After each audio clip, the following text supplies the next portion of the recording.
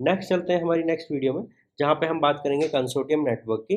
Consortium network definitely एक group of organisation का set होता है जहाँ पे जो गवर्नेंस है वो पर्टिकुलर सारी ऑर्गेनाइजेशन के बीच में होती है। सो इस पर्टिकुलर नेटवर्क को अगर गवर्न करने की बात आती है तो उसको गवर्न करने के लिए ये सारी की सारी ऑर्गेनाइजेशंस लगेंगी, और ए और बी एंड और सी।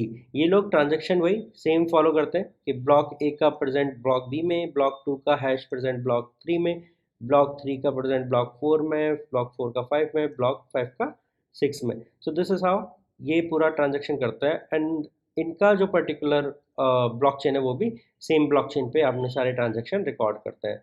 तो याद रखना है यहाँ पे governance governance over the network ये सारी ऑर्गेनाइजेशंस की होती है।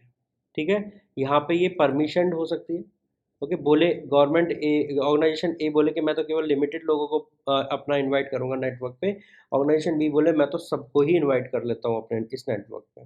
सो मे बी इनके रूल वेरी कर सकते हैं, बट दे हैव टू उन रूल्स को डिप्लॉय करने से पहले इन सारे के सारे लोगों को ना उस पे कंसेंसस करना पड़ेगा कि ठीक है मेरे रूल्स ये कह रहे हैं, मैं इसके ऊपर कंसेंसस करना चाहता हूँ। एक एग्जांपल ले लेते हैं, तो हाइपर लेजर फैब्रिक एक बेस्ट एग्जांपल है for the consortium blockchain.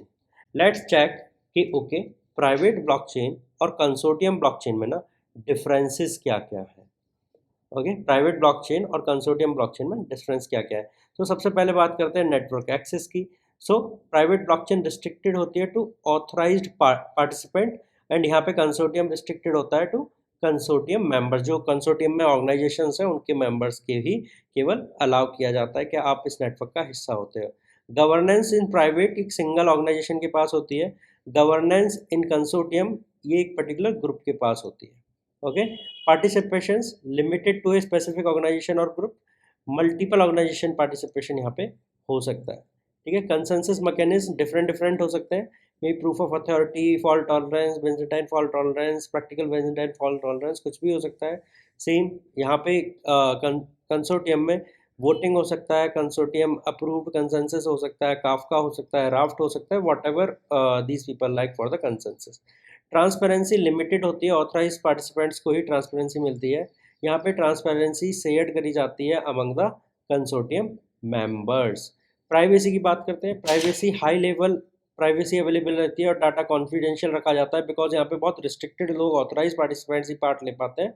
And यहाँ पे प्राइवेसी जो कंसोर्टियम है उस जगह पे प्राइवेसी बैलेंस, ट्रांसपेरेंसी और प्राइवेसी के साथ में कंसोर्टियम मेंबर के बीच में डाटा शेयर किया जाता है। स्केलेबिलिटी की बात करते हैं, जो प्राइवेट है उसको हम बहुत जल्दी स्केल कर सकते हैं। ठीक है, बिकॉज यहाँ पे फ्यूअर पार्टिसिपेंट्स होते हैं, एक सिंगल ऑर्गेनाइजेशन उसको कंट्रोल कर रही होती है। बट स्केलेबिलिटी थोड़ा इन्फ्लुएंस्ड हो जाती है, बिकॉज यहाँ पे नंबर ऑफ ऑर्गेनाइजेशन जो उसको गवर्न करते हैं ना वो थोड़े ज़्यादा हो जाते हैं। तो इस वजह से यहाँ पे थोड़ा स्केलेबिलिटी ना थोड़ा कम हो जाती है। यूज़ केसेस में देख लीजिए, आप यूज़ केस प्राइवेट को कहाँ पे रखोगे, finance, supply chain, health care में रख सकते हो। ठीक है, within organisation, okay, suitable और फॉर अ सिंगल और डबल ऑर्गेनाइजेशन। ठीक है, यूज केसेस आप बैंकिंग कंसोर्टियम बना लो, आप सप्लाई चेन इकोसिस्टम कंसोर्टियम बना लो। ठीक है, तो ये पूरा एक कंसेंसस जो है आपकी वो with in the consortium networks में काम करेगी। सो जैसे कि सप्लाई चेन में फॉरेन एक्सचेंज जो ट्रेड होता है इंडिया में या किसी भी कंट्री में, उस सबको कंट्रोल करने के लिए आप उसका एक कंसोर्टियम बना सकते हो। एग्जाम्पल मैंने आपको बताया है कि okay private blockchain network for interbank transactions, और दूसरा है consortium blockchain network for group of hospital, insurance companies, pharmaceutical companies और केवाईसी इन बैंकिंग। ओके, आप इसको रख सकते हो कि केवाईसी एक कंसोर्टियम पे हम डाल रहे हैं। ठीक है, ये एक एग्जांपल आप यूज़ कर सकते हो।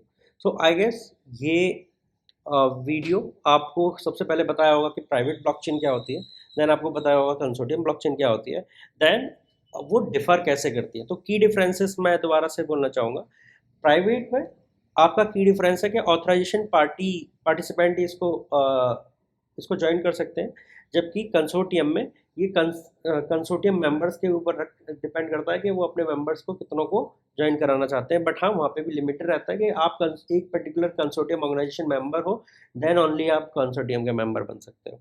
गवर्नेंस में प्राइवेट सिंगल हैंडेडली कंट्रोल करी जाती है, on the other hand consortium एक ग्रुप ऑफ ऑर्गेनाइजेशन के द्वारा गवर्न किया जाता है। ठीक है। स्केलेबिलिटी की बात करते हैं, तो स्केलेबिलिटी प्राइवेट में थोड़ी आसान होती है बिकॉज सिंगल बंदा कंट्रोल कर रहा होता है, वो उसको स्केल कर सकता है easily. On the other hand consensus build करना कंसोर्टियम में थोड़ा डिफिकल्ट हो जाता है बिकॉज बहुत सारी ऑर्गेनाइजेशन है, स्केल करें ना करें उसकी डिस्कशंस होती हैं, तो वहाँ पे थोड़ा सा इन्फ्लुएंस रहता है हमारा स्केलेबिलिटी का क्वेश्चन। तो आई गेस ये वीडियो आपको ओवरऑल एक गुड पाथ पे ले आई होगी जहाँ पे आप डिफ्रेंशिएट कर पाओगे public private and blockchain consortium blockchain networks में। नेक्स्ट स्लाइड में हम लोग डेफिनेटली देखेंगे कि ओके हाइब्रिड ब्लॉकचेन सिस्टम्स कैसे वर्क करते हैं।